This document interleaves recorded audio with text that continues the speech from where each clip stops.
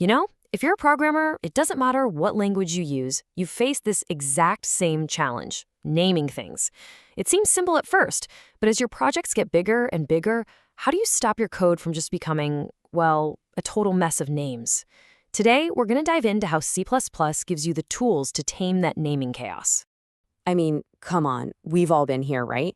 You declare a variable, maybe you forget you already used that name somewhere else, you try to use it again, and bam, the compiler just yells at you with this dreaded redeclaration error. And yeah, it's super frustrating, but believe it or not, the compiler's actually trying to help you out here. And this is the reason why. It's the golden rule in C++. Really, every single thing you create needs its own unique name. It's exactly like files on your computer. You can't have two files with the exact same name sitting in the same folder. Code works the same way. Okay, so that brings up a really big question, right? If every single thing needs a unique name, how on earth do massive real-world projects, we're talking thousands, even millions of lines of code with hundreds of developers, how do they keep it all straight? There has to be a system, doesn't there? Well, of course there is. And in C++, the big solution is the namespace. The absolute best way to think about a namespace is like a folder on your computer. You can have a file named notes.txt in your work folder and another notes.txt in your vacation folder, and it's totally fine, right? Namespaces let you do the exact same thing with your code, so you and your teammates don't accidentally step on each other's toes. Let's just look at this side by side, because this makes it so clear. On the left, that's our original problem. Two variables named x just floating around in the same space. Compiler's not happy. But look at the right.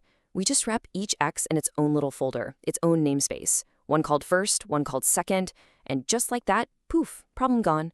The compiler knows exactly which x is which. Okay, so our variables are tucked away in their nice little folders. Great.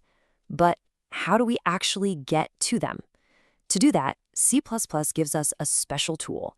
It's called the scope resolution operator, and it's just these two colons back to back.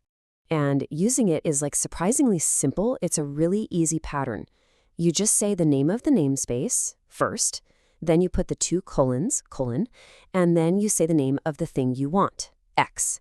It's literally like telling your computer the path to a file. Hey, go into the first folder and get me the x.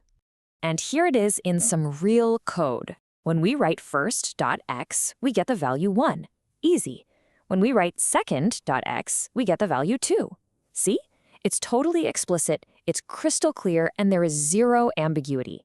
We have total control over which version of x we're talking about. All right, I know what you're thinking.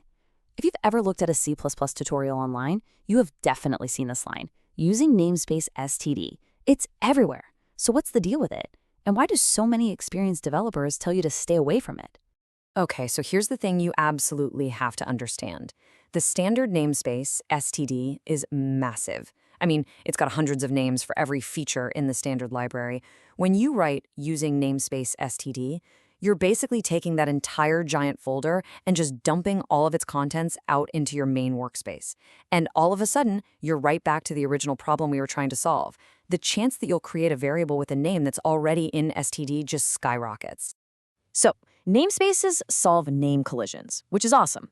But sometimes they create a different kind of challenge. Ridiculously long and complicated names. I mean, just look at this thing. Being really specific can sometimes get a little wordy. Seriously, who wants to type that monster out over and over? It's not just a pain to type, it actually makes the code harder to read, and it is a perfect recipe for typos. There's got to be a better way, right? And of course there is. Let me introduce you to the type alias. It does exactly what it sounds like. It lets you create a shorter, simpler, more meaningful nickname for another, more complicated data type. This thing is a game changer for code clarity. So in C++, you've got a couple of ways to do this. On the left, there's the old school way, typedef. It works, but the syntax is kind of backward and a little clunky. But on the right, that's the modern way, with the using keyword. Just look at how much cleaner that is. It reads just like you're assigning a variable. It's so much more intuitive. And look, this isn't just about making things look pretty. There's a really good technical reason to prefer using. It just works way, way better with templates, which are a super important C++ feature for writing flexible code. The bottom line is, using is the clear, future-proof choice for modern C++. So let's just recap. Type aliases are like a triple threat of awesome. First, they give us a convenient nickname for a complex type. Second, that nickname makes our code way easier to read. And third, as a fantastic bonus, it helps us get rid of all those annoying typos from typing out those super long names. But you know what they say, with great power comes great responsibility. This is some fantastic advice right here. You shouldn't just go around making aliases for everything. Like, you're not going to make an alias for int, right? That would just be confusing.